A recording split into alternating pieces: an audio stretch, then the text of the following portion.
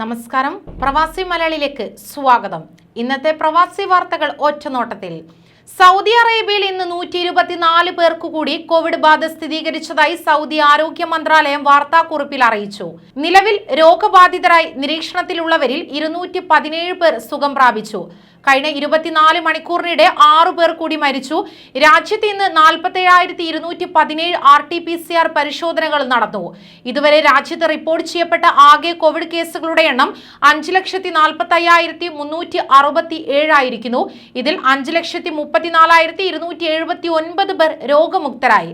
ആകെ മരണസംഖ്യ 8,585 ഉയർന്നു.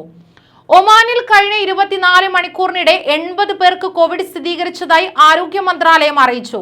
3 കോവിഡ് മരണങ്ങളാണ് രാജ്യത്ത് പുതിയതായി റിപ്പോർട്ട് ചെയ്യപ്പെട്ടത്. 149 പേർ കൂടി രോഗമുക്തി നേടി. ഇതുവരെയുള്ള കണക്കുകൾ പ്രകാരം രാജ്യത്ത് കോവിഡ് സ്ഥിരീകരിച്ചത് 3,27,048 പേർക്കാണ്. ഇവരിൽ 2,92,722 പേരും ഇതിനോടകം രോഗമുക്തരായി. 4,078 പേർക്കാണ് കോവിഡ് കാരണം ഒമാനിൽ ജീവൻ നഷ്ടമായത്. 96.7% ഇപ്പോഴത്തെ രോഗമുക്തി നിരക്ക്. കഴിഞ്ഞ 24 മണിക്കൂറിനിടെ 13 കോവിഡ് രോഗികളെ മാത്രമാണ് ആശുപത്രികളിൽ പ്രവേശിപ്പിക്കേണ്ടി വന്നത്. മാനുഷിക പരിഗണന നൽകി 41 അഫ്ഗാൻ അഭയാർത്ഥികളെ സ്വാഗതം ചെയ്ത് UAE. അഫ്ഗാനിലെ ഗേൾസ് സൈക്ലിംഗ് ആൻഡ് റോബോട്ടിക്സ് സംഘത്തിലെ അംഗങ്ങളും ഇവരിൽ ഉൾപ്പെടുന്നു.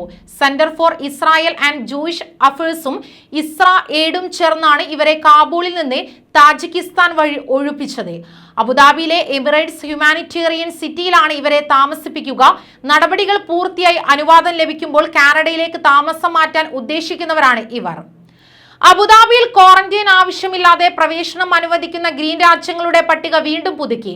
സെപ്റ്റംബർ 1 പുറത്തുവിട്ട പട്ടികയിൽ മാറ്റം വരുത്തിയാണ് പുതിയ പട്ടിക പുറത്തിറക്കിയത്. ഇത് സെപ്റ്റംബർ 6 UAE സമയം രാത്രി 12 മുതൽ പ്രാബല്യത്തിൽ വന്നു. ഈ രാജ്യങ്ങളിൽ നിന്നെത്തുന്നവരെ അബുദാബിയിൽ നിർബന്ധിത ക്വാറന്റൈനിൽ നിന്ന് ഒഴിവാക്കിയിരിക്കുന്നു.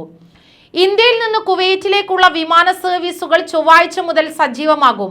എയർ ഇന്ത്യ എക്സ്പ്രസ് കുവൈറ്റിലേക്കുള്ള ടിക്കറ്റ് ബുക്കിംഗ് ആരംഭിച്ചു. ചൊവ്വ, വ്യാഴം ദിവസങ്ങളിൽ കൊച്ചിയിൽ നിന്നും, ബുധൻ, വെള്ളി, തിങ്കൾ ദിവസങ്ങളിൽ കോഴിക്കോട് നിന്നുമാണ് സർവീസ്. 250 ദിനാർ മുതലാണ് ടിക്കറ്റ് നിരക്ക്. ചൊവ്വാഴ്ച കൊച്ചിയിൽ നിന്നാണ് എയർ ഇന്ത്യ എക്സ്പ്രസിന്റെ ആദ്യ സർവീസ്. കുവൈറ്റ് എയർവേസ് ചൊവ്വാഴ്ച ചെന്നൈയിൽ നിന്ന് ആദ്യ വിമാനം അയക്കും. UAEയിൽ ജോലി നഷ്ടപ്പെട്ട പ്രവാസികൾക്ക് രാജ്യത്ത് 6 മാസം വരെ താമസിക്കാൻ കഴിയുന്ന തരത്തിൽ പുതിയ ഭരണപരിഷ്കാരങ്ങൾ ഉടൻ ഉണ്ടാകുമെന്ന് പ്രഖ്യാപനം. ജോലിയിൽ നിന്ന് പിരിച്ചുവിട്ട ജീവനക്കാർ 30 ദിവസത്തിനകം രാജ്യം വിടണമെന്നാണ് നിലവിലെ നിയമം. എന്നാൽ ജോലി നഷ്ടപ്പെടുന്നവർക്ക് 3 മുതൽ 6 മാസം വരെ രാജ്യത്ത് തുടരാമെന്നുള്ള തരത്തിൽ ഇളവുകൾ അനുവദിക്കാനാണ് അധികൃതർ ആലോചിക്കുന്നത്. UAEയിൽ മറ്റൊരു ജോലി നേടാൻ ശ്രമിക്കുന്നവർക്ക് ഈ പ്രഖ്യാപനം വലിയൊരു ആശ്വാസമാകും. ഒമാനിലെ എല്ലാ ഇന്ത്യൻ സ്കൂൾ വിദ്യാർത്ഥികളും റെസിഡന്റ് കാർഡ് എടുക്കണമെന്ന് ഒമാൻ വിദ്യാഭ്യാസ മന്ത്രാലയം ഉത്തരവിറക്കി. KG മുതൽ 12ാം ക്ലാസ് വരെയുള്ള വിദ്യാർത്ഥികൾക്ക് നിയമം ബാധകമാണ്. കാർഡ് കോപ്പി ഈ മാസം 9 മുൻപ് കൈമാറണമെന്ന് കാട്ടി ഇന്ത്യൻ സ്കൂൾ അധികൃതർ സർക്കുലർ പുറപ്പെടുവിച്ചു. KG മുതൽ 12 വരെയുള്ള വിദ്യാർത്ഥികൾക്ക് നിയമം ബാധകമാണ്. കുട്ടികളുടെ റെസിഡന്റ് കാർഡ് കോപ്പി പതിപ്പിച്ച പ്രത്യേക രജിസ്റ്റർ സ്കൂളിൽ സൂക്ഷിക്കണമെന്നും മന്ത്രാലയത്തിന്റെ ഉത്തരവിലുണ്ട്. കുവൈറ്റിൽ സന്ദർശക വിസ അനുവദിക്കുന്നത് ഒക്ടോബറിൽ പുനരാരംഭിച്ചേക്കും.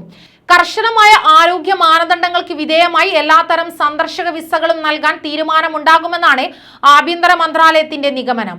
കോവിഡ് പശ്ചാത്തലത്തിൽ 1.5 വർഷമായി കുടുംബ, വാണിജ്യ, വിനോദസഞ്ചാര സന്ദർശക വിസകളൊന്നും നൽകുന്നില്ലായിരുന്നു. ദുബായിൽ ക്യാഷ് കൗണ്ടർ ഇല്ലാത്ത ആദ്യത്തെ കട തുറന്നു. ഇവിടെ ഉപഭോക്താക്കളിൽ നിന്ന് പണം ഈടാക്കാൻ കൗണ്ടറോ ജീവനക്കാരോ ഉണ്ടാകില്ല. ഇടപാട് മുഴുവൻ നിർമ്മിത ബുദ്ധി വഴി ഫോണിലൂടെയാണ്. UAE നിർമ്മിത ബുദ്ധി വകുപ്പ് സഹമന്ത്രി ഉമർ ബിൻ സുൽത്താൻ അൽ ഉലമയാണ് ഗൾഫ് മേഖലയിലെ ആദ്യ ക്യാഷ് കൗണ്ടർ രഹിത വിൽപ്പന കേന്ദ്രം ഉദ്ഘാടനം ചെയ്തത്. ദുബായ് മാൾ ഓഫ് എമിറേറ്റ്സിലാണ് ഈ കട. ഇവിടെ എത്തുന്നവർക്ക് വേണ്ട സാധനങ്ങൾ വാങ്ങി ഫോണിലൂടെ പണമടച്ചു മടങ്ങാം. പ്രത്യേക ക്യാഷ് കൗണ്ടർ ഇല്ല. പണം വാങ്ങാൻ ജീവനക്കാരുമില്ല. മുഴുവൻ നടപടികളും നിർമ്മിത ബുദ്ധിയുടെ സഹായത്തോടെയാണ് പൂർത്തിയാക്കുന്നത്. ഇന്ത്യയിൽ നിന്ന് ബഹ്റൈനിലേക്ക് പോകുന്നതിന് പുതിയ മാർഗനിർദ്ദേശങ്ങൾ പുറത്തിറക്കി എയർ ഇന്ത്യ എക്സ്പ്രസ്. ഇന്ത്യയെ റെഡ് ലിസ്റ്റിൽ നിന്ന് മാറ്റിയ സാഹചര്യത്തിലാണ് പുതിയ നിർദ്ദേശങ്ങൾ അധികൃതർ പുറപ്പെടുവിച്ചിരിക്കുന്നത്. സെപ്റ്റംബർ 3 മുതലാണ് നിയന്ത്രണങ്ങളിൽ നിന്ന് ഇന്ത്യയെ ബഹ്റൈൻ ഒഴിവാക്കാൻ തീരുമാനിച്ചത്. ബഹ്റൈൻ റെസിഡൻസ് പെർമിറ്റ് ഉള്ളവർ, ബഹ്റൈനി പൗരന്മാർ, ബോർഡിംഗ് മുൻപ് വിസ ലഭിച്ച ഇന്ത്യക്കാർ, work visa, visit visa, E visa തുടങ്ങിയവ ഉൾപ്പെടും. ഇവയിൽ ഏതെങ്കിലും ഒന്ന് കൈവശമുള്ളവർക്ക് ബഹ്റൈനിലേക്ക് വരാം. കൂടുതൽ വാർത്തകൾക്കായി ഈ ചാനൽ സബ്സ്ക്രൈബ് ചെയ്യുക.